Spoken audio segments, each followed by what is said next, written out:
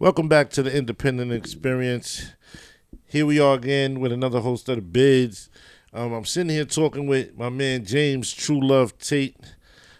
We had a long, extensive conversation, but we want to say welcome back, brother. Thank you for having me again. All right, this is our part two. We're gonna get into the part of his life that became his passion after incarceration, which shows up in the form of helping others. Speak on it, my brother. Well, Giant Steps Works One is the name of our organization, and my organization's purpose is my mission statement is to maintain and strengthen ties between incarcerated individuals, their families, and our communities. And what we do is we work on alternatives to incarceration by working with people, working with the youth to find ways to help them to avoid being incarcerated. Okay. That's one of the ways. And we also work with the families of the people that's incarcerated. And when you say work with the families, you mean how? Well, what we're in the process of doing is setting up like a meeting place with like say if I got 5 females and all 5 of them have husbands that's incarcerated, I want to get them together at least once a month so that they can meet and build off of each other while an absent member from the families are missing. They can love on, build on each other and help build, help each other going through the same thing. Gotcha. So support for the incarcerated person is support for the families of the incarcerated. You also deal with the family of the injured or the deceased. Okay, that's another part, another leg where we do crime victim services, Okay. and where we will be servicing people that's been victimized by crime.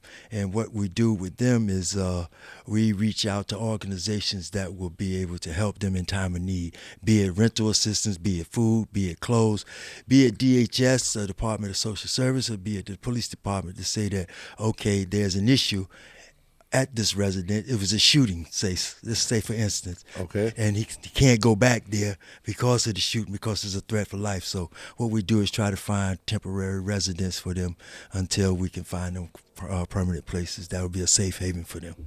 Okay. What I would say is,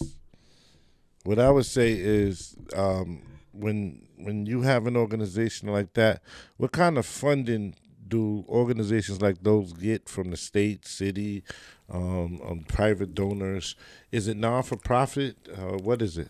Well, what the work is called CMS. Okay. It's Crisis Management Services.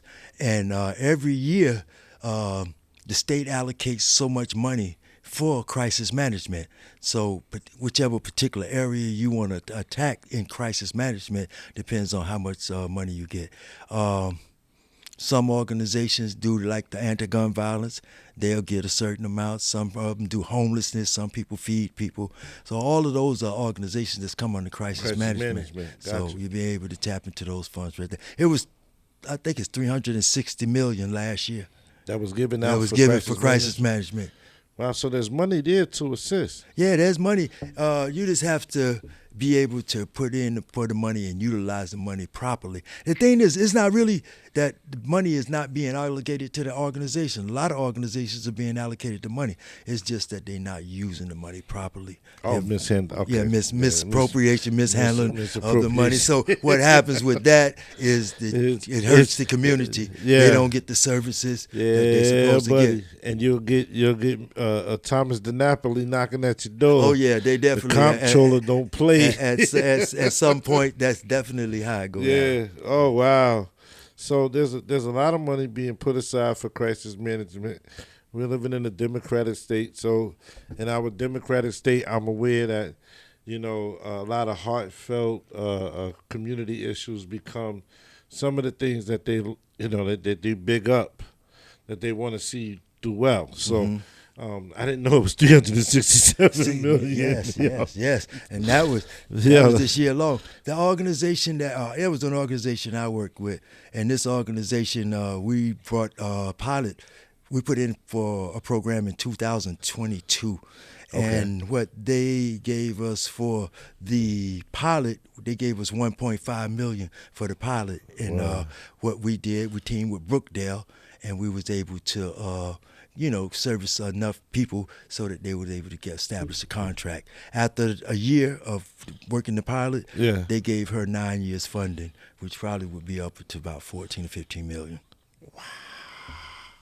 Yeah. Wow. Yeah, so Yeah. it's funding out So there. just find me a spot on the board over there. Wow, that's what I'm talking about. And you was a part of that. I was instrumental in helping her do it and helping her put that project Amen. together. So we're gonna bring that same energy over to Giant Steps now. So Yes, we will definitely have a crime victim service unit. Okay. So have you guys got a website yet? We're building on it. Building We're in the process of rebuilding, actually. Gotcha. But we can be reached at Yeah.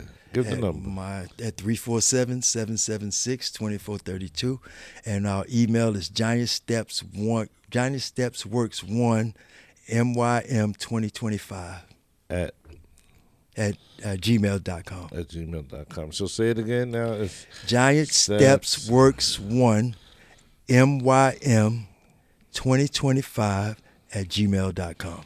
all righty. That's where you Wow. can find us. And we'll start putting it up on our website, even the phone number.